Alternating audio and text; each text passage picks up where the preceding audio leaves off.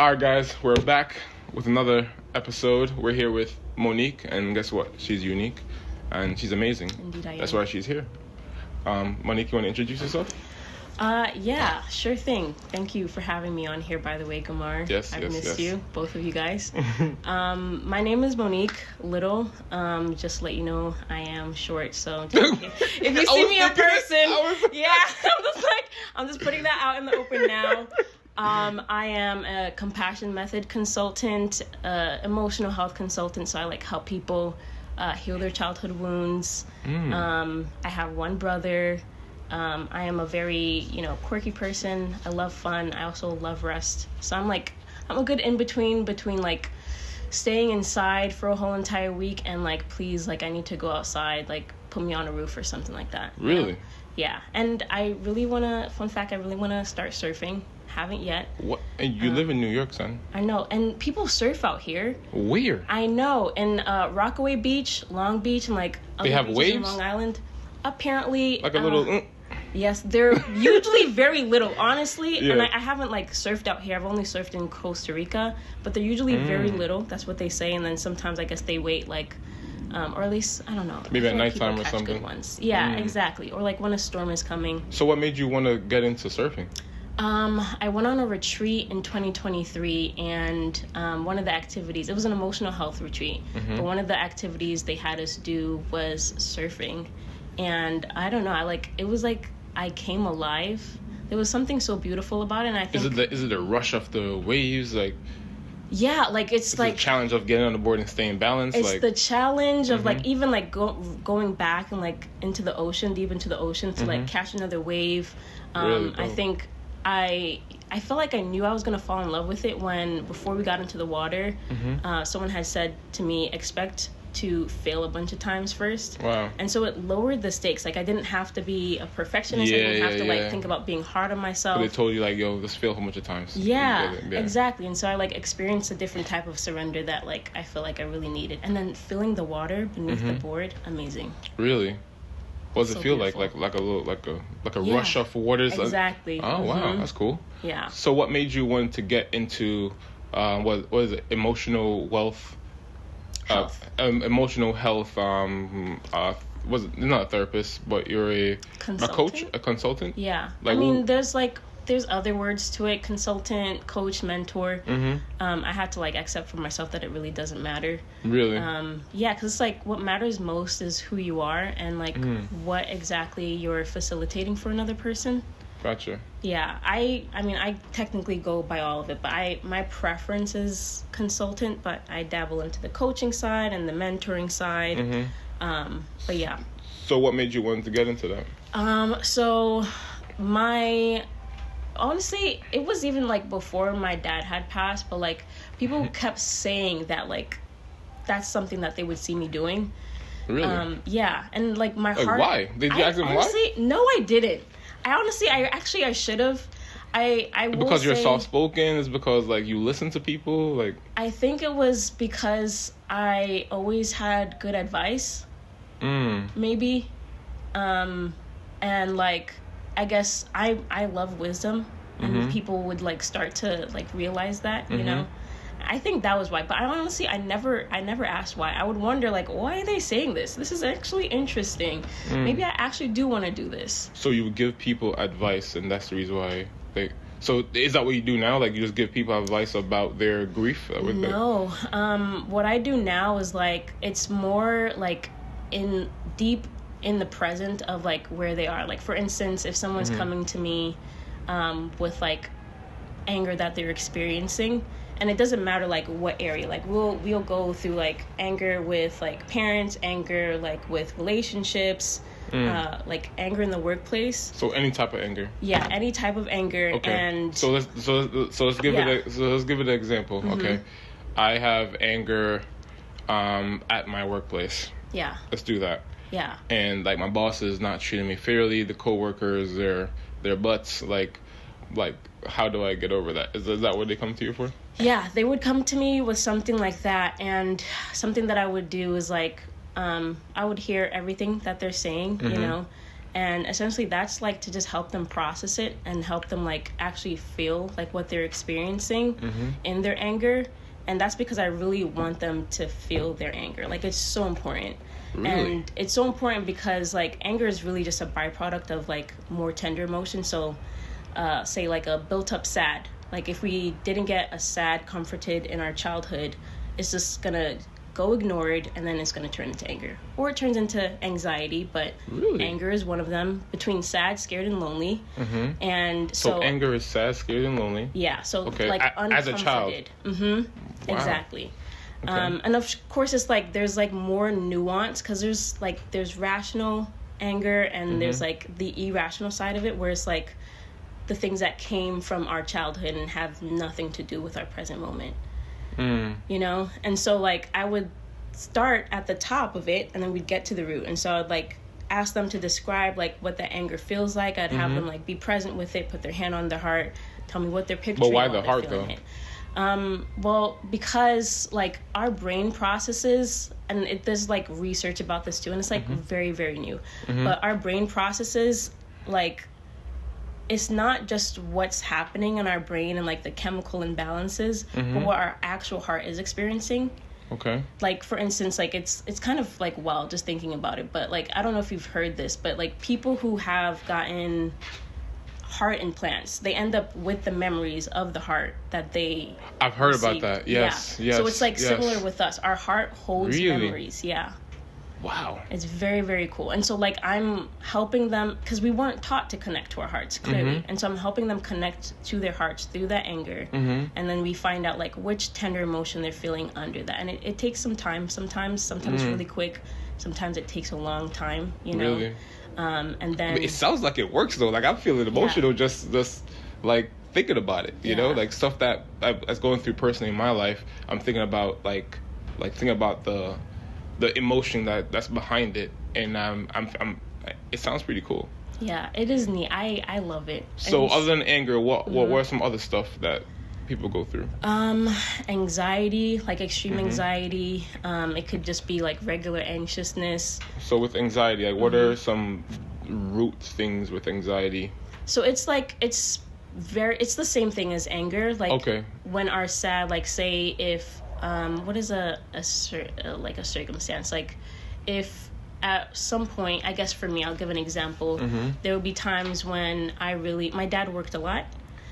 He was a truck driver, and like he sometimes would be gone like days at a time, and I wish I like saw him more, you know, and like wish I had like someone come in and be like, you know, just be with me in that like sad, hey Monique, or how you doing? Scared. Yeah, exactly. I gotcha. And sometimes like what that looks like, and what we don't know, the gift of like compassion, the gift of being with, we don't know that fixing is not needed. Like we just need someone to sit with us.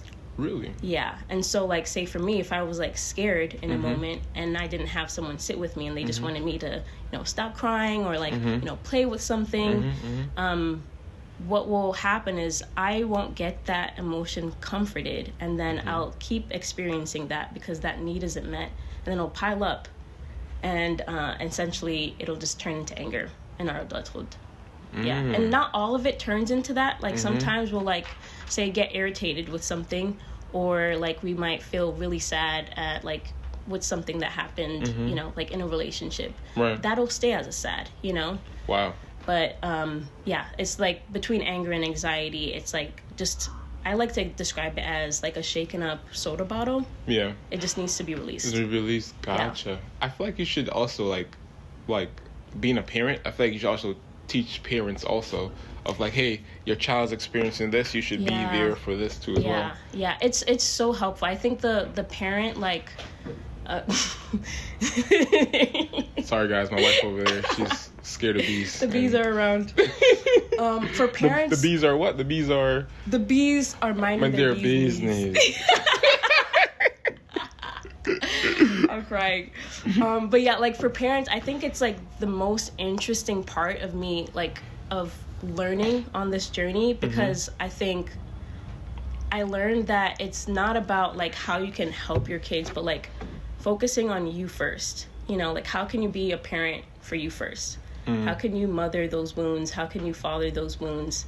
And then, like, when it comes to your child, it'll be so easy. Really? And, like, helping them with the same thing. Yeah. So your trauma that you have, deal with that first. Yep. And then when your kids are experiencing some stuff when they're little, you can help them out through that process. Yeah, exactly. Because it's like the person, her name is Laura Duncan, that I learned like majority of this stuff with. She had like an eldest daughter who's like known as like the most problematic, you know. Yep. And she had to like learn, especially on this journey, because she started this journey about like 16 years ago or so when her husband passed away. And she had to learn like she really just needed to just like keep her hands under her legs and like not try and fix what's going on with her kids. And she learned that like her being connected to her true self is what helps her kids do the same. Because they're taking whatever they see their mom doing. Yeah, and they're like experiencing like her joy, her connectedness, and like they're experiencing that safety, and like it gives them permission to feel safe as well. I need to work on that with myself, because I feel like I have some unresolved things in me, and I sometimes bring that to like my kids, and I try to like not try to hide it sometimes, but I feel like there's some things in me I need to resolve, so I don't push that on them. Even though I try my best, my wife always catches me on it, like, come on, chill out, you know? So, gotcha. So, I'm seeing something like very, so the person that you learned a lot of stuff from, her husband passed, and then she got into this, and then you got into this after your father passed. Is there something linked in with that? Is that something because, like, when it happened, you guys needed something to then, and then you guys like realize this type of, I guess, coping mechanism or something? Yeah, I think, and I can't necessarily speak for her like as being like a feeler, but I definitely am. But I do know that like grief can feel really, really big depending on the person, because we learn how to grieve when we're kids, you know? Yes. And if we don't learn how to grieve, say, well, like from a connected place, it makes it really, really hard. And like, you know, I was already on my healing journey, but like for me, before your father passed. Yeah, exactly. Okay. And I guess for her too was just like realizing that while we're grieving, it's not just because, you know, someone passed away. It's also we're grieving like something that happened in the past as well. So it's like it's double, like it's compounding grief that's happening. Gotcha. And I think when my dad passed, or not I know when my dad passed, it was nothing that I could have handled. Like I said, like he was working a lot of the time. Sometimes it would be 3 days at a time. Or like so even, wasn't home for 3 days. Right, exactly. Because he was a truck driver. He was like driving throughout the state. And so I didn't see him for a long time. And like again, connecting to the fact that like I really wanted him to be there, and I would cry and I didn't get what I needed. And so like when he passed away, it just brought all of that up. Everything surfaced. Gotcha. And like, you know, like in experiencing grief, no matter what it is, it doesn't have to be like a person passing away, but you're more sensitive to all the things that have happened to you, you know? Gotcha. And so that's what happened, like, for both of us. Gotcha. So where did you, like, more about you, like, so where did you, like, grow up? You grew up in, like, you're born and raised in America? Yep. Born and raised in Queens. We're in Queens. Queens, really? Yeah. So you're really a New Yorker? Yeah. Yo! Yes, I am. Yo, that's what's up. Thank you. And so you live around this part, the same house and everything? Yeah. Majority of my life I have been in the house that I'm in now, or at least the location, because technically we did a reconstruction or whatever it's called, renovation. Gotcha. But I live in Rosedale now, but I was born in Flushing. Flushing, so, okay. Yeah. That's close to the U.S. Open. Yeah, exactly. And you know, funny enough, like that's why I had stopped at the park. My dad played a lot of tennis, as I told you before. Oh, okay. And it's kind of cool because I just found a picture of him at the U.S. Open. That's what's up. Yeah. Me and Dad would be friends because I used to play a lot of tennis. I remember Jamie telling me that. Yeah. Yes. Tennis, so. I know my dad would love you. He was definitely like a very talkative person. Really? And I know you guys would have like a lot of things to connect on. That's what's up. And you have a brother, older brother. Gotcha. Yep. Same mother, same father. Yep. Oh, awesome. Awesome. So how was it growing up? Like, I know you say your father was away a lot because he was driving, but other than that, it was pretty good. I mean, it's so interesting. It's like, what is pretty good? That's true. I will say, like, I've had to, like, unlock a lot of memories. I will say I had, like, it looked pretty good. But it was because, like, I stayed to myself. I didn't really share as much as I should have. I was a crybaby, you know? And, like, you know. How was your parents, like, knowing that you were a crybaby? No, exactly. I was just, like, I called myself a crybaby based off of, like, how I was seen in my crying. Yeah. I'm just, like, a sensitive person. And so, like, it was hard. Like, I was, too. Exactly. And so, and you're Jamaican as well. And so, like, it's not... Usually, at least, because I know there are some, like, Jamaicans who are very sensitive to their children when they're crying, if it's a lot. Man, I could tell you a story right now. I really want to hear. These Jamaicans don't play, son. It's hard because it's like, it's something that feels really big to you as a child, in your child brain. Yeah. Which is like, you don't understand the logic that they're trying to speak to you. Yeah. Is then by, like, minimized extremely, you know, from their point of view, because of how they were raised and how, like, they should not be crying, and they're crying for the little things, or, like, I'll give you something to cry. I'll give you something. That's, like, the craziest thing. Like it's and it's crazy because I think it's like with Black people too. It's so easy to laugh at. Like, that's like, we just get through the pain with laughter, but, like, it's like, imagine being a kid and hearing that for the first time and you're in pain. Yeah, I will give you something for crying for? What? Oh, these Jamaicans are crazy. So it's crazy. My childhood, I don't remember my childhood as much, but I remember like bits and pieces, I guess, you know? I remember I had a tennis match, and my father picked me up from the tennis match, and I lost the tennis match, and I was crying because I lost. And on the way home, oh my gosh, I got a piece of cursing out. I was like, but because he was embarrassed because I was crying in front of everyone, you know? He's like, oh, what are you crying for? You look like, you know, little girl, you know, crying, and then all these different words that I don't want to even say because it's crazy. And then I remember that moment, and then after that moment, I remember I kind of stopped crying a lot. You know, and I guess I got emotionally shut off at that moment because, like, I don't know. I don't know what happened, but I just stopped crying as much. Yeah. And I don't know if that's healthy or not. It's not. It's not. It's not. No. Something that I like to say is that crying is like, it's the first sign of life. We're supposed to cry. Yeah. We're experiencing life when we cry. Yeah. So as a child, and me as a parent, if my son's crying, what should I tell him?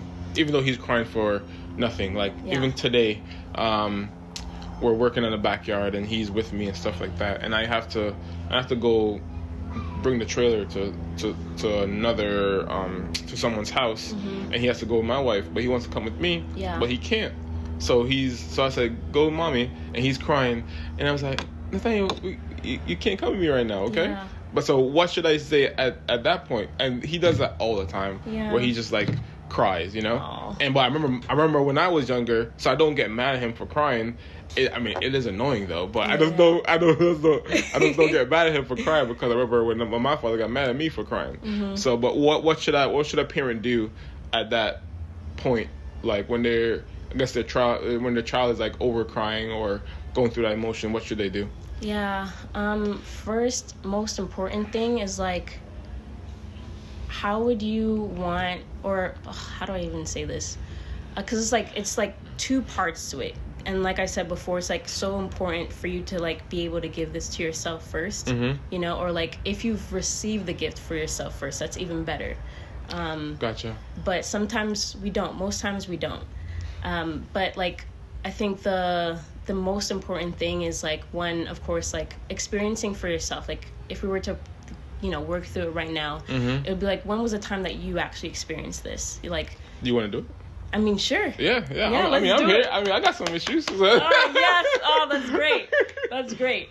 Okay, so let's like play with, like, this part of, like, when he's crying. Like, let's visit the annoying part, right? Okay. How does that make you feel? Like, tell me more. It makes me feel like, man, like I like I don't want you to cry for every little thing. Like I want you to like man up a little bit. But is again, it's he's a child, you know. So I give him that grace.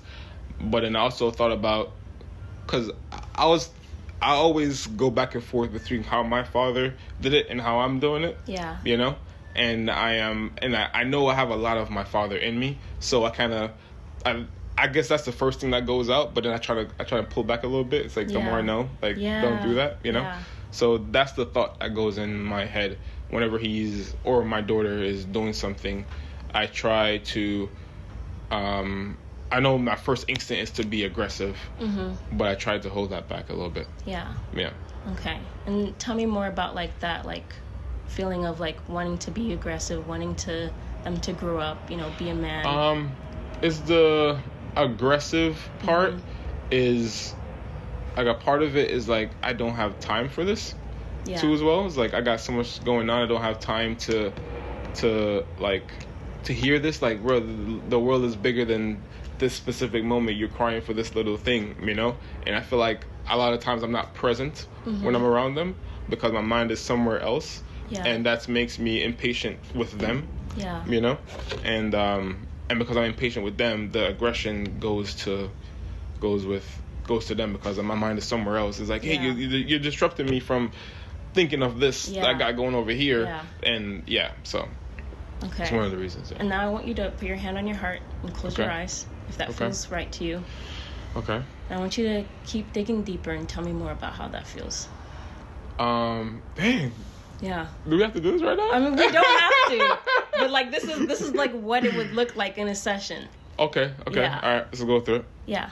So, I mean, I'm like go here deeper. with you in it. Go deeper as in what? So you're talking about that like feeling aggravated and being distracted from your time and what you're actually thinking about it, like thinking about, and I want you to like tell me more about what that feels like. Just give me some more emotion words. Like, what does that feel like? I feel like I'm not like making it over there where I'm thinking about. I'm not successful over there. I'm trying to be successful over there so I can be here present with my kids, you know? Yeah. Because I know if I'm successful over there, it will buy me back time to be here present. Yeah.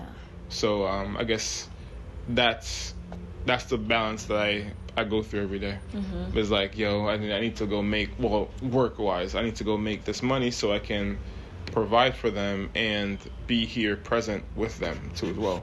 Yeah. And because I'm not successful on the making the money part, it keeps me over there. And I'm very like one-minded, where it's like, okay, I have to make it. If I'm not making it yet, I can't be here because I'm not making it. But I'm not trying to be like how my father was, where he was fully gone making it. So I'm trying to be here, but my mind is over there at the same time. So yeah. And how does that feel, knowing that like you're trying to do so much for your kids and they're wanting more from you, and like so tiring.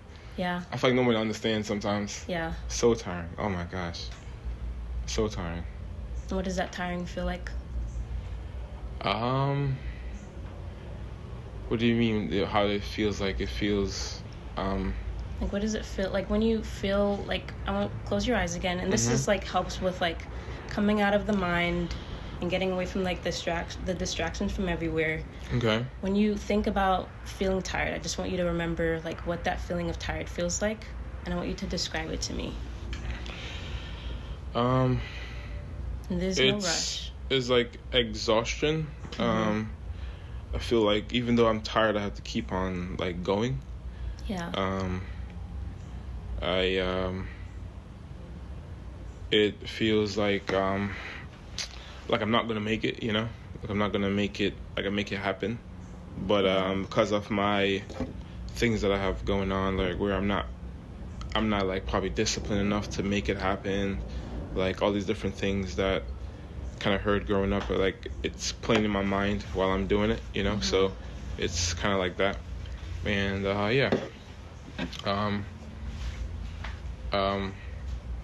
so that's the feeling of the tired that I have when I am with them and thinking about like the job sites and stuff. Yeah. Do you want to go deeper? Deeper? I don't know how more deep I can go. Well, what we're doing is like we want to get to that tender emotion of sad, scared, or lonely, but we don't want to like race there, you know? Okay. We want to take our time. There's really no rush, and honestly, you can share as little or as much as you want, and we don't have to do it if we don't want to. Okay. But if you do, okay. Yeah. Dang. it's up to you. It's up to you. But I think we'll do another session with it because I want to. Yeah, I want to go. I want to go deeper. Yeah, I feel like we don't have. I will say, like, just to like give you a picture of what it would look like, because technically it would take time. But like what we would do is I would keep asking you, like, how does that feel? How does that feel? And like just get you in that place of connection and like almost like this rapport with your heart to trust you further. To get you connected. So you're kind of guiding me to go deeper within my heart to find a true feeling of what I'm feeling. And let's like go. Yeah, right, exactly. Okay. We're wanting to get like to the actual root. Like we started at like the fruit, you know, the leaves and stuff like that, and then the branches, and then whatever that part is called, and then but we're getting like down there, and like we're trying to find like little Gamar who first experienced that emotion. Gotcha. And then just to answer your question about like the parenting thing, like when you're able to give that to yourself, what you would do is like when your son comes to you and he's like crying, I don't want you to go, what you would do is like think about when you experience that. And sometimes like you can actually meet your needs like in the moment. It can be like a little bit challenging, but you would just think about like what they're feeling, like a time that you felt it, you know. So there's times like even like this Saturday, I was with my daughter in the beginning of the half. My wife went to church with my son, and then I came to church after that, and to basically my goal was to bring my daughter to my wife so I can go back home and clean the house, right? But then my son saw me and he's like, Daddy, I want to come with you. Yeah. And he's like, I think I really want to focus on cleaning this house right now. Yeah. You know? But then I gave in. It's like, okay, let's come. I didn't accomplish what I wanted to accomplish, but he was ecstatic because he got to come with me. We washed the dishes together and stuff like that. So yes, and I love that. Like for all you know, like what you gave him was like a gift, you know, like a gift of like play, a gift of like being taught something, you know. And like that's like I feel like in that moment you were able to understand what he was feeling and give from that place, you know. And that's our biggest job, like when we're parenting, like even for me, like as a single person with no kids, that's the biggest thing. Like that's what I love to give my niece, especially my youngest niece, who's like younger than 12 right now, and so it matters showing up for her. But like I would literally just be with her and how she's feeling. And one of my favorite. So how do I separate like that? Because I feel like because I was home majority of the day, like I was home for the whole day, so I wasn't really, my body wasn't really on like work and business. So I was able to be there for him there, but when I'm coming from work, my mind is still at work, you know. So how do I separate it when I come home and be present in the moment? That I feel like the most basic thing is like learning to connect with yourself first. And like meeting the needs that tell you that like you need to be more focused on what's like outside and like the work that you're wanting to do for your family. And then the more you get those needs met, the more you will be present. Yeah. Gotcha. Yeah, we definitely need to sit down and talk and go over some stuff. It's beautiful stuff, especially because like what like you'd be doing for Nathaniel, right? Like it's like you're being a gift giver, and like there's other people in his life who are gift givers in his life, you know. And like when you're able to like meet that need, you're bringing in like the things that God like gave you throughout your life, like and like this is just like me completing like how it would look like if we've all had someone that God has given us that has made us feel seen at least once. Sometimes we don't think so. It's hard to find it if we've experienced a lot of pain, but we have. But like seen, heard, accepted. And like I would ask like a client to like, you know, think of someone that they felt seen by. as they're connecting to that like deep wound of like sad, scared, or lonely. And I would like have them imagine, this is like with the whole neuroplasticity of the brain, where it can't actually tell the difference between like, did I experience that or did I not? And we're not changing our stories, of course, but like we're like infusing compassion in the areas that we needed it most and that we didn't, you know, get it. Wow. And so we'd be like bringing in that gift giver, that person that like we felt seen by in our life, and bringing them into that memory and like letting them meet with that little version of us and like letting our little selves be seen. Awesome. Yeah. So I heard you mention God. So how does God like impact the work that you do for people? Oh my gosh, like, so powerfully. And that's like I don't even know what I'm gonna say to answer, but I'm like, I could just feel it like now. I think it's because like first and foremost, he's the reason why I went on an emotional healing journey in the first place. I met the Lord in 2018, like face to face with him, or like I didn't of course see his physical face, but like just feeling him for the first time and like actually feeling his existence. Really? Wow. Yeah. Okay. And like after that, I don't know, growingly I realized like, oh my gosh, I have so much pain, especially because I thought I was just going to be absolutely perfect, and I wasn't, or at least I didn't do things perfectly. And like things surfaced, like came to the surface regarding my emotions. I just felt all of my struggles, and I joined this program that like they help you emotionally, especially with women, but they like help you with your relationship with God as well, you know, like with yourself, with others, with God. And I think through that, especially as I healed my emotions, I was able to receive God more in my heart. And so like I feel like that was like the foundation of like where I am now with what I'm doing, because he started with me first, you know. And I was also able to see how he's like worked in other people's lives, and like just learning to trust him, and like then healing my emotions, and then letting go, and again learning to trust him and surrendering, and like seeing him show up in my life. And now it's just like I feel his heart for how much he wants to like show up for, you know, his kids, you know, on earth, and like he wants them to he doesn't want us to wait till heaven to like have a full heart or experience our full heart, you know. I mean, I think that's the ultimate goal. We have to have conversion, or the full sacrifice of our heart here on earth before we get up into heaven. Yeah, exactly. And it's like I growingly, I guess, grew in that passion of like seeing that with people. It's so beautiful, because like I feel like, just like as we're talking about the Jamaican thing, we like normalize it, and or like when people get diagnosed with like bipolar disorder or depression, they're just like, this is what I have, that's it, this is it, I can't change, I just have to live with it, I just need to, you know, manage my brain or whatever.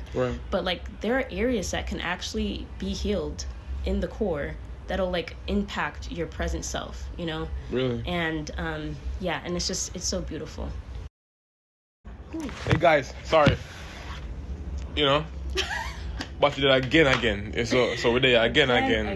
Yeah, man. All right. Again. Yeah. So it was. I was asking the question about when you said that you found God, and then you you were thinking about all the things that happened to you when you were younger and stuff like that, and all the issues that you may have and stuff like that. Like, it sounded like you had like an amazing life growing up from the previous conversation, you know, like, well, the stereotype is, oh yeah, you have a mom and dad with you at home, you have a older brother, like, you know, it sounds good, you know. So what was those like things that came up that you felt like wasn't perfect or wasn't good? I would say, like, for what I mentioned before, like with my dad like being gone for a lot of the time, there was also like my mom, at least like during a certain age, she had 2 jobs, or between having 2 jobs or like job and school, there would be times that I would like pretty much not see my parents, like if I came back home from school like pretty late. And when I say late, like if it was like 6 o'clock or something like that, because she would work nights, you know. And so sometimes like I could like legitimately go like 24 hours depending, not seeing my parents. So who took care of you? thankfully I think around that time it was between, I think that might have been in high school, but like, I mean, they gave me the things that I needed to do. I had food, and I will say, like, I spent a lot of time in my room alone. Really? And so, like, to me, it didn't feel like anything.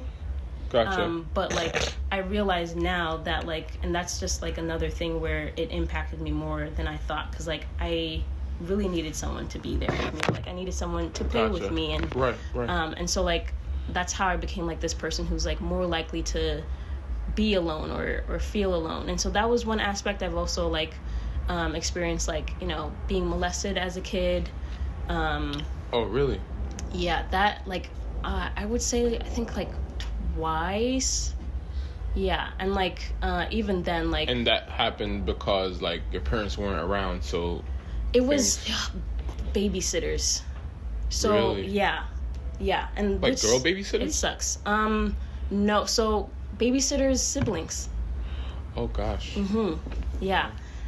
So definitely look out for that. And, like, I feel like it seems really innocent, and, like, I wouldn't think about it a lot until I feel like I was forced to. So that was, like, one of those things. Yeah. In high school, I was also, this is always, like, it's so weird talking about it, because, like, my brain cannot process, like, what happens when, like, when you say no to someone and they proceed. Right. Someone I met, like, who's actually helped me, like, heal through this stuff is, like, the experience of being taken from. But they're talking about, like, you know, like, rape or, like, coercion and stuff like that. I'll probably say taken from now. Because that's, like, the only thing that makes the most sense to me. But that's what happened in high school. And that one was, like, really, really hard, because I don't know, like, I felt, like, really, really, really used, and I felt like, I mean, I was clearly saying no, and this is, like, one of the poems that I wrote in, like, a book that I wrote a couple years ago, so, like, I took it down for now, I guess, but one of the things that he had said to me was, like, I feel like I raped you, like, afterwards, you know? He said that. And it's, like, my type of brain, like, sometimes I don't have, like, certain connections that I would need. And so, like, I didn't know what to take from that. Like, honestly, I don't think I was able to process that, or even, like, I won't say I didn't process it then, but I didn't have any type of basing of understanding until, like, maybe 2 years after that. Of what he said. Yeah, exactly. And, like, what actually happened, you know? Gotcha. And then, Wait, so you're saying that, like, after it happened, he said it right there and then? Right, exactly. Oh, gosh. Yeah. I know. It's like how is that even a real thing? So are you still close to this person? Like, is it, like, did you tell your mom or dad? They know now. It was chaos, but they know now. They're Jamaican? And they're Jamaican. Yo, they probably blew up the place, didn't it? It was really, really hard. Yeah. Yeah, and, like, even something my dad had said to me, like, he was asking me, like, why I didn't tell him, and he was just like, because you know, like, what I would, like, want to do, you know? Because, like, even though, like, they're dealing with all this anger, you know, like, even from their parents, like, there's, like, this love that you have for your child, and you wouldn't want that to happen, you know? And, like, it's kind of hard, and, like, even going back to the fact that, like, I was not an open person. Like, there are things that I have not opened up to my parents about. Like, it would be as easy as, like, having a bladder infection. For some reason, it didn't hit me to tell, like, tell anyone. And you think that's because, like, they were so away or too busy or something? Or like, why did you feel comfortable telling them? Honestly, I don't know. I think sometimes it would be like I might have experienced, like, either it's not a big deal or it's, like, a, like, huge deal. And I didn't necessarily feel or, like, have that safety in sharing, you know? Gotcha. But also I feel like, again, like, back to my brain, like, sometimes I just wouldn't think, like, it's necessary. Like, so why would you feel like it's why would you feel like it's a huge deal? Like, because it is a huge deal. Yeah. Like, so, like, why would you want to share because it's a huge deal? Like, are you scared of, like, their reaction? Like, yeah, I'm like afraid of, like, how I would be seen. I'm afraid of, like what would happen for the person, or like I don't know what would happen. It feels so unfamiliar and like unpredictable. And because I'm so sensitive to like even other people's pain, I think I just want to avoid it like altogether. Gotcha. Yeah. So knowing what you know now, how do you cope? How do you survive every day? Like, are you okay if someone touching you? Like, I have just learned to just not give my energy to most men. Like for myself, like it's not just like I expect the worst from them, because I don't, you know. Okay. But I think sometimes like I experience like a certain vulnerability where, again, like I feel like I can't see the things that I'm wanting to see, and and so that, like, especially when it's like not too late, like sometimes I can't tell when someone's flirting with me until it's like later, you know. Really? Yeah. And so it's just like because I'm not interested, I just had to learn to just not give like a lot of my energy to majority of men.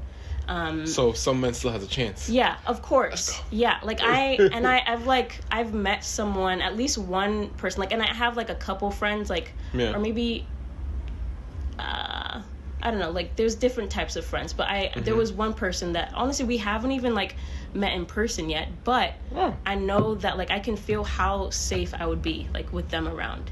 Also, the communication is there, like, right. Gotcha. Yeah, exactly. Like I can literally feel like my nervous system calming down, and so like at this point, not saying that like that is a non-negotiable to like even be friends with someone. Okay. But like I have like that standard. So do you have a goal like marriage and stuff like that in the future? Yeah. And do you have like a list that you go through, or when he comes and God reveals him, he just... Yeah, I asked God for like a specific set of things. Yeah. Ooh. Yeah. You want to share? I mean, I'll share a couple of things. Like on the physical standpoint, this is gonna sound crazy, but like I'm the type of person who would be like too open, and so that's why I asked for something like more specific. Okay. So I asked for like someone like 5'10". That was like, and like as a short person, or yeah, I mean it's loose. I said between 5'10" and 6 feet. I was stretching myself because usually I would like date shorter guys, and I'm just like, you know what, let me like branch out and see, especially because like at least for me, I feel like I kind of end up finding guys who like are battling a lot with like their moms, or I don't know, have that like Napoleon complex, which is fine. Like I don't blame them for it, and like maybe there's something with me that's like causing them, but I'm just like, you know.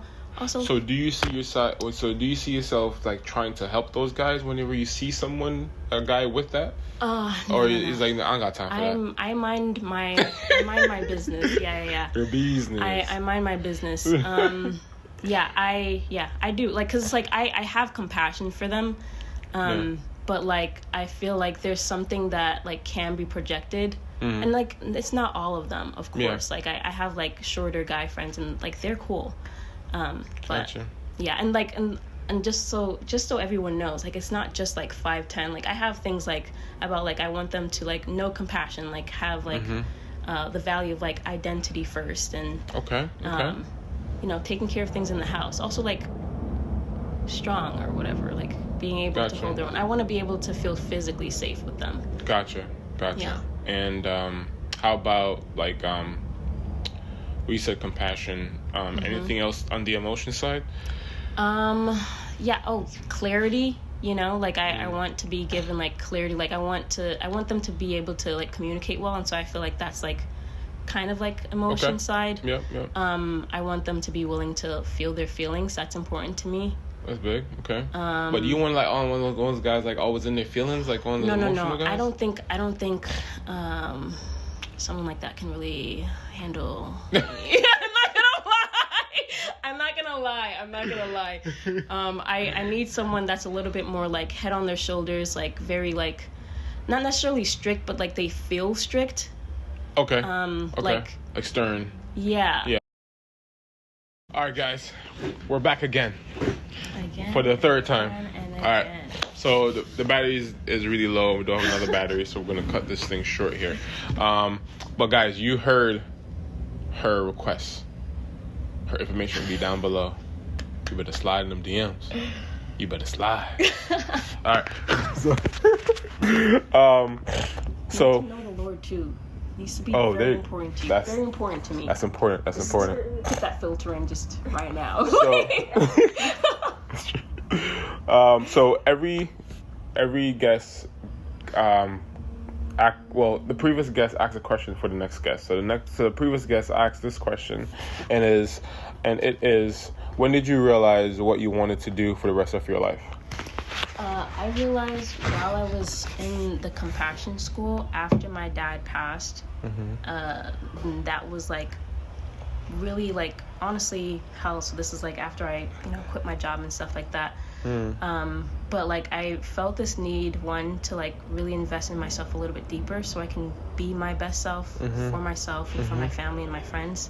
Awesome. But they do like these like practice sessions like in the school, like you're like practicing like what we like had started doing. We practiced that with each other.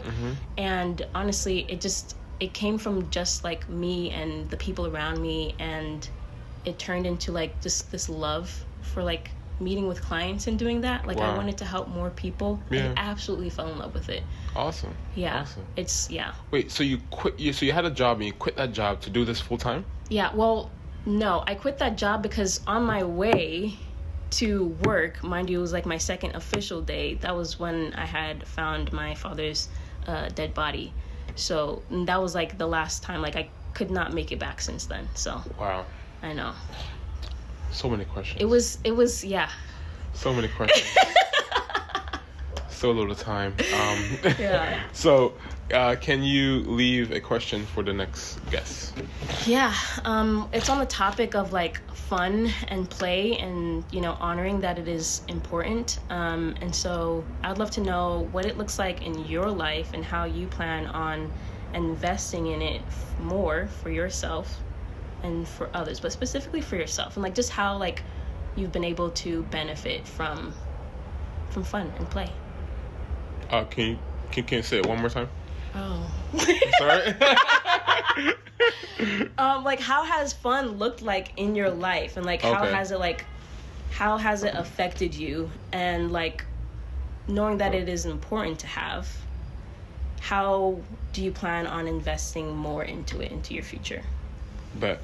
Awesome. Great question. All right, guys, we're out. Thank you, Monique, for coming. Thanks for having me, Kamar. I appreciate you. All right, remember, God great, devil albeit. I'm out. I love that. Oh my gosh. Good job.